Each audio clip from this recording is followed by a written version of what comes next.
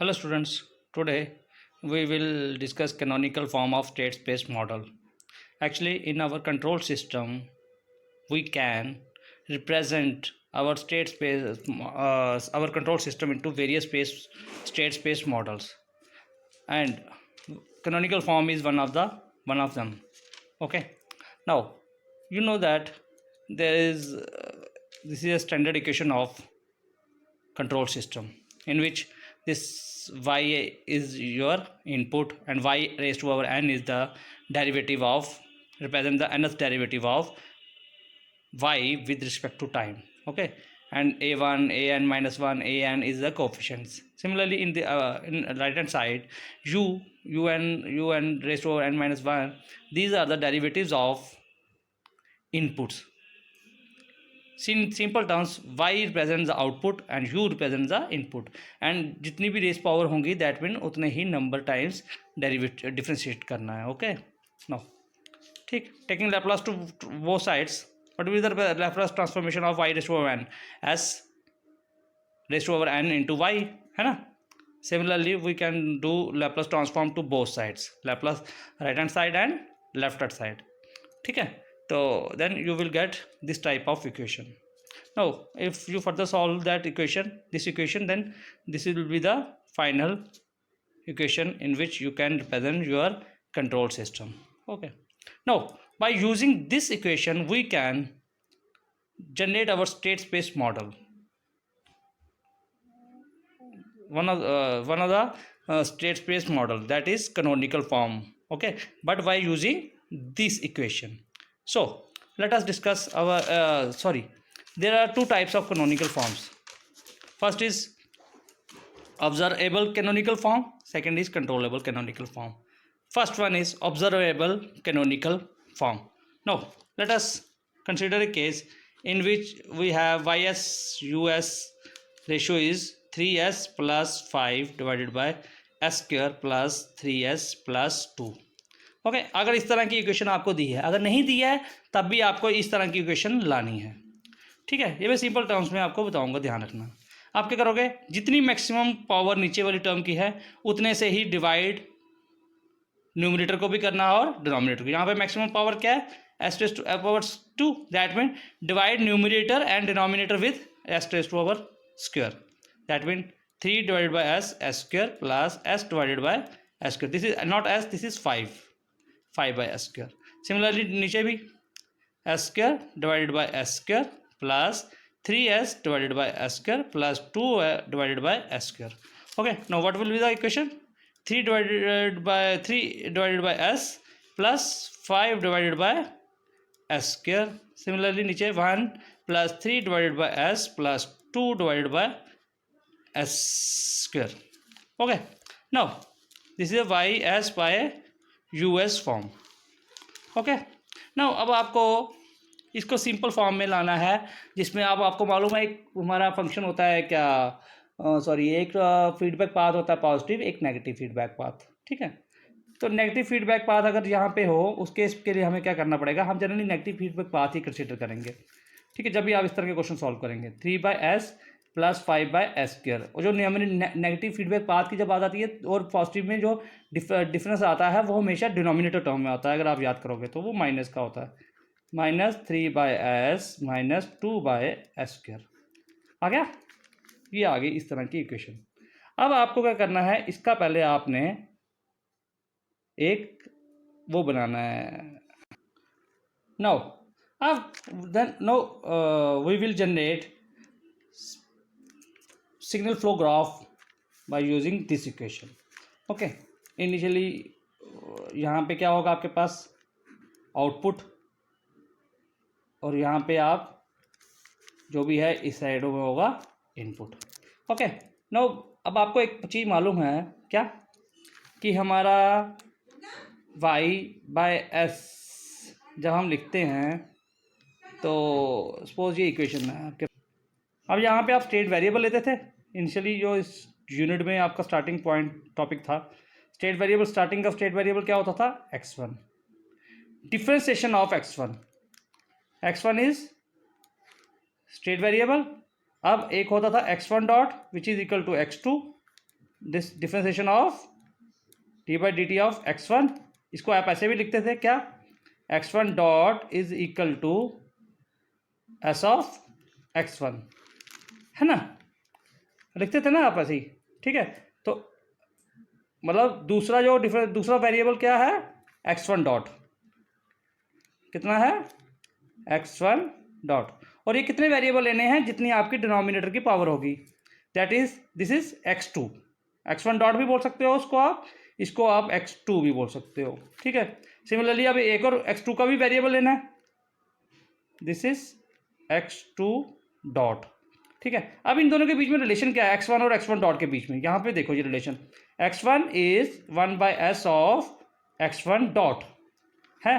Simply ये भी कह सकते हो कि इस x1 को जब इंटीग्रेट करोगे आप तो x1 आएगा। If we will integrate this x1 then we will get x1 dot को जब इंटीग्रेट करोगे then we will get x1, that mean here we will present 1/s, मतलब signal flow graph this x1 is equal to 1/s times x1 dot, okay. Similarly x1 dot इज अब x1 dot क्या है, x2 dot क्या है, differentiation of x1 dot, जहाँ फिर differentiation of x2, and what is x2, differentiation of x1 dot, ठीक है। x2 भी यही है, दैट मीन x2 और x1 के बीच में रिलेशन क्या है, x1 dot is 1/s times x2 dot, that mean इसके बीच का रिलेशन क्या है 1/s। सिंपल मैं यहाँ दोबारा ड्रा करता हूँ, यहाँ ड्रा करता हूँ क्या, y x1 dot x2 dot, और इसके पीछे आ रहा है u, है ना, यही। अब इन दोनों के बीच का रिलेशन क्या है 1/s, मतलब जब इसको इंटीग्रेट करोगे then you will get x1, जब x2 डॉट को इंटीग्रेट करोगे then you will get x1 dot. इन दोनों के बीच में रिलेशन क्या है 1/s का, है ना। अब और x2 क्या है, अगर अब छोड़ो अब देखो इस इक्वेशन को देखो, अगर मैं इसी को लेता हूँ, इस फैक्टर को लेता हूँ, y by u is 3/s, that mean y is equal to 3/s times u, ठीक है, 3 times s by u, 3 times 1/s, मतलब y is 3 times s by u। 1/s क्या है, अगर एक x को आप एक टाइम इंटीग्रेट करते हो तो x1 dot, that mean y is 3x1 dot into u, 3 times x1 dot u। Space flow graph के आपके अकॉर्डिंग क्या है 3x1 dot into y is 3 times x1 dot into u आएगा, 3 times x1 dot into u। अब है क्या basically, यहाँ तो आप इसको यहाँ पे क्या है, यहाँ पे क्या टर्म आएगी, अब स्पेस फ्लो ग्राफ के अकॉर्डिंग देखोगे आप, इसको भूल जाओ, this point is 3 times u, 3 times u को मल्टीप्लाई करोगे 1/s के साथ, then you will get y, because y is simply x1 की जो वैल्यू होगी वही y की वैल्यू है, y इज सिंपली x1, ठीक है ना, क्योंकि y और रिलेशन पहला जो वेरिएबल होता है उनके बीच में यही रिलेशन होता है, y इज x1। जब आप इस इक्वेशन के अकॉर्डिंग भी देखोगे तो इस क्वेश्चन के अकॉर्डिंग भी देखोगे तब भी यही आपको रिलेशन फाइंड आउट हो जाएगा, ठीक है। अब ये आ गया 3 times u into 1/s, 3 time u into 1/s।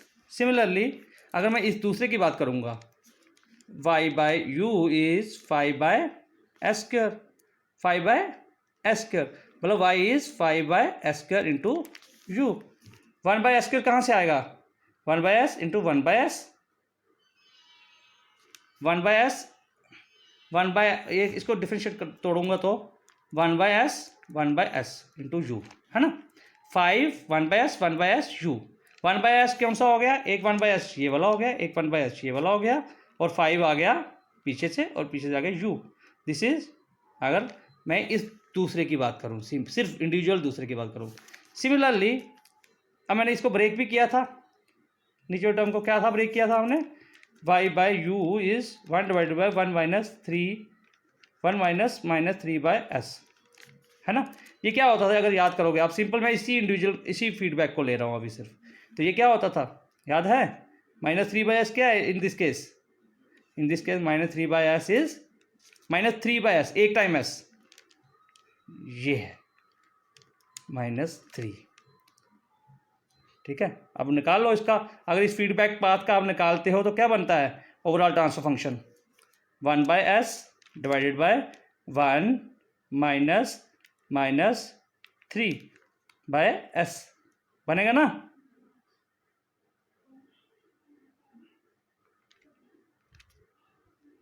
बनेगा या नहीं, चलो छोड़ो इसको, सिंपल आपने क्या करना है, जब नेगेटिव कर दिया था -3/s, ये -3/s क्या हो गया इस फीडबैक पाथ का गेन, ओवरऑल गेन, ओके। इस मल्टीप्लाई करो, सिंपल इसको भूल जाओ ये कि यहाँ से पीछे से कोई इनपुट है यहाँ आउटपुट है, जब भूल गए तो that mean this is a circle path का ट्रांसफर फंक्शन क्या है -3/s, है ना। तो सिंपल लिख दिया। अब यहाँ पे क्या है -2/s², -2/s मतलब 1/s ये 1/s ये, मतलब ये पूरा का पूरा आएगा -2/s², है। इस तरह से आप स्टेट स्पेस मॉडल को आप लिखोगे, समझ आया, ठीक है, इस तरह करोगे आप। जैसे ये मैंने सिंपल फेयर टर्म में किया है। अब बताओ x1 डॉट क्या है, x1 dot is 3 times u,